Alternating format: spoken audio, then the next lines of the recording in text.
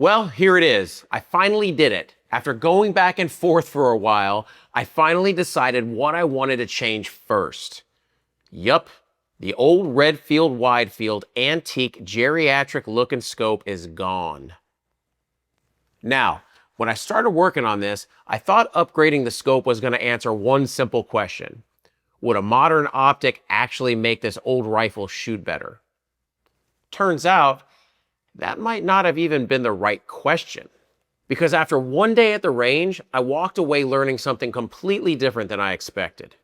So today we're going to look at what changed, what didn't, and why I think I already know exactly what the next step for this rifle needs to be. Come on. In the first video, I told you guys why this rifle means so much to me. It was my first deer rifle, and there's a lot of memories tied to it. So before I started changing anything, I wanted to establish a baseline. I wanted to know exactly how this rifle performed in its original configuration before I started swapping any parts. But there was another question in the back of my mind that really had nothing to do with accuracy. I also wondered if modernizing this rifle would somehow change what it meant to me. Would it still feel like the same rifle I grew up hunting with? Or would it just become another Remington 700 action with a bunch of aftermarket parts bolted onto it? I also said if I was gonna do this project, I'd only change one thing at a time. Certainly not because it's the fastest way to go about it, but because it's the most methodical. And I also think it's the best way to potentially learn something. If I changed a bunch of stuff at the same time, I'd never know which upgrades actually made the biggest differences. And by the end of this series, that's something I'd like to try to answer. Where should you actually spend your money when you're upgrading an older hunting rifle?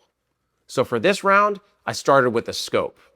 I installed a loopholed backcountry 20 MOA rail, Vortex precision match rings, and an Arken EPL-4, 6 to 24 by 50. And before anybody starts worrying, don't. This isn't going to turn into another scope review, I promise. Inconceivable! I've actually already reviewed this scope on the channel. Plug. This video is about something different. And before we dig into the data, I want to answer that emotional question from the first video. Did this change the way I feel about the rifle? Honestly, at first, yeah, it kind of did. Just a little bit. When I first finished mounting everything, I had a bad case of the big eyes. I looked at it and thought, damn, that's a pretty big scope for this little rifle. It definitely didn't look exactly like the rifle I remembered growing up with. But then I took it to the range. And after about 5 minutes behind the gun, I completely forgot about it. Seriously, I haven't thought twice about it since. If anything, the upgrade made me want to shoot this rifle even more.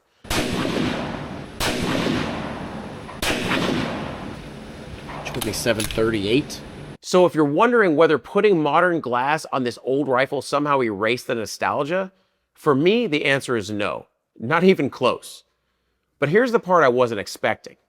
I thought changing the scope was going to shrink the groups more than it actually did.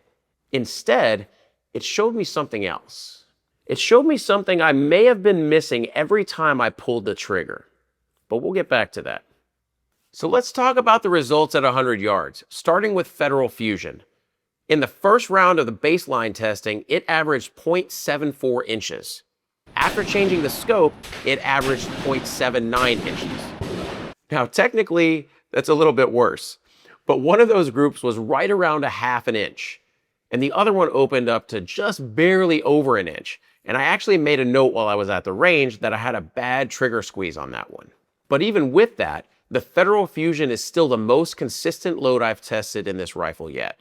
The Hornady Precision Hunter was another load that caught my eye. The baseline test averaged 1.15 inches. This time it averaged 0.81 inches. That's a pretty meaningful improvement. It's still just a touch behind the Fusion in pure accuracy, but it's also about 200 feet per second faster with a better ballistic coefficient. So for me, that combination is kind of hard to ignore. Now on to the sleeper of the group, the Remington Core-Lokt. This one surprised me. The baseline test averaged 1.51 inches. This time, after the new optic, it averaged 0.96. That's the biggest improvement of the entire experiment so far, over a half an inch. Those were the 3 loads that really stood out to me. As for the rest, I'll throw the complete results up here on the screen. If you want to pause the video to take a closer look, be my guest. The Sierra Game King really didn't move much. It had that one really good half-inch group during the initial testing, but I could never get it to repeat it again. So I'm still not really sure where I land on that one.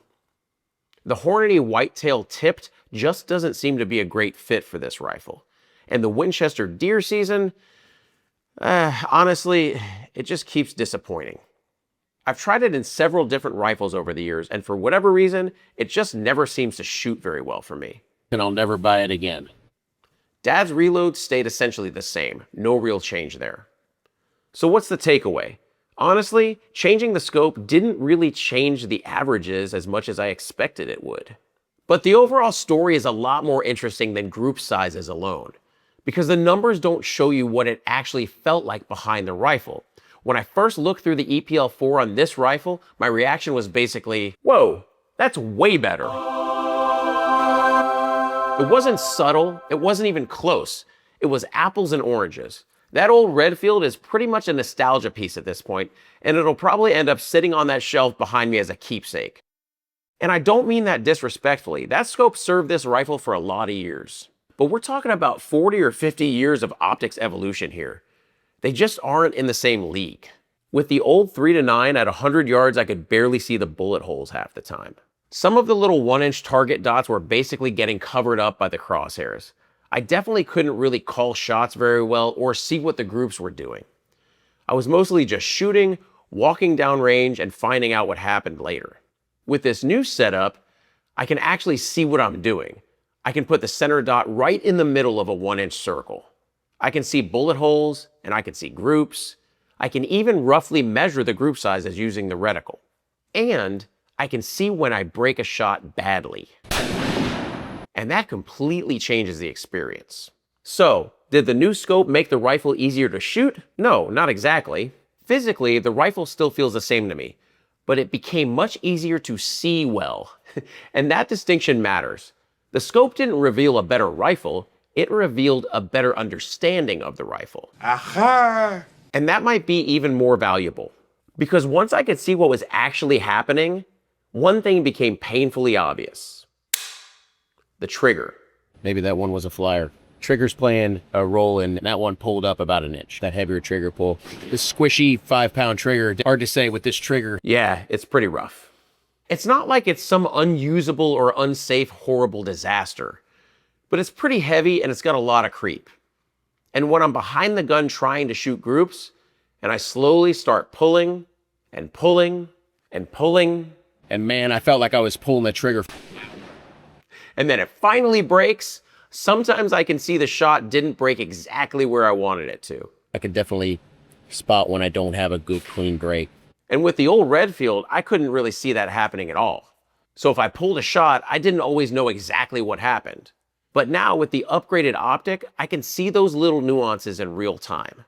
And that's what surprised me the most. I thought changing the scope would improve the groups more than it actually did. Instead, it just showed me how much I really don't like this trigger. Now, to be fair, if you're shooting a deer at 100 yards, this trigger probably wouldn't be much of a limiting factor. This rifle worked for that purpose for a long time. But when you're trying to evaluate what a rifle is actually capable of, a heavy, creepy trigger becomes a much bigger problem. Maybe I'm just spoiled with my newer modern rifles. I mean, most of them have triggers around 1.5 pounds, maybe 2 pounds. They all have nice clean breaks with very little or no creep at all. So going back to a 4.5 or 5 pound factory trigger with a squishy break, it's noticeably different. And that's exactly why I only wanted to change one thing at a time, so I can make these observations as I go and then decide what comes next. Overall, I'd say the optic upgrade was absolutely worth it. Not because it cut every group size in half, it didn't, but because now I can actually see what's going on. I can save! It also revealed the next obvious step, the trigger. So that's probably where this project needs to head next. But I want to keep it realistic. So before you guys start recommending $300 and $400 competition triggers, let's keep this project in perspective. The goal here is not to build the ultimate Remington 700. I'm trying to figure out which upgrades actually make a difference without spending more money than the rifle is realistically worth. So I'm looking for something reasonable, but something effective, something that makes sense for an old hunting rifle like this one. Let's say under about 200 bucks or so. So if you've got a recommendation in that price range, let me know what it is in the comments below. And the good news is, for me, changing the trigger won't mess with the nostalgia of this rifle at all. The scope was somewhat of a larger visual change. And after shooting it, I'm completely okay with that. If anything, at this point, I'm a little more optimistic about this project now, because the scope answered one of the biggest questions from the first video. Can I modernize this rifle without losing what makes it special to me? And as far as the optic goes, the answer is yes, absolutely. This rifle doesn't feel less meaningful to me now. It feels more useful. And honestly, for me, I think that's the whole point. Maybe preserving something doesn't mean leaving it exactly the way it's always been. Maybe preserving something means making it useful enough that you actually, I don't know, use it? But my biggest takeaway is this. The modern optic didn't magically fix this rifle. It did the opposite. It made the rifle's biggest flaw easier to see. And right now, that's the trigger. So next time, that's what's going to be different. Same rifle, same ammo, one change, more data, and hopefully a clearer answer.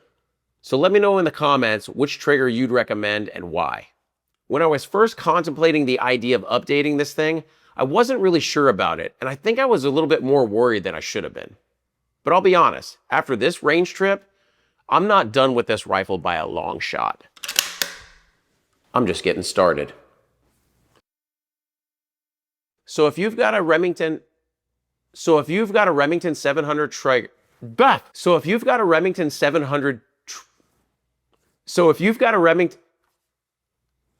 happens every time. I don't know why you're surprised. We'll do the outro one more time so we can get to our full 30 minutes of raw footage. Sounds good. Yeah, we're done.